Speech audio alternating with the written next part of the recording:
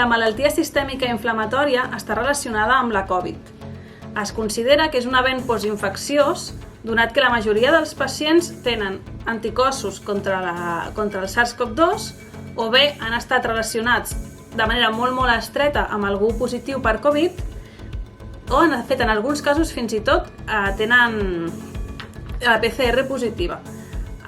És una malaltia que es va començar a veure a l'abril, després d'unes setmanes del primer brot de Covid allà a Regne Unit, en què es va veure que hi havia un augment de la incidència de pacients amb aquest tipus de simptomatologia. En l'estudi realitzat aquí a l'hospital hem pogut detectar un subgrup de pacients amb aquesta malaltia amb una simptomatologia més greu que la resta i amb un subgrup de citocines, amb un patró de citocines molt especial que explicava aquesta diferència en la gravetat.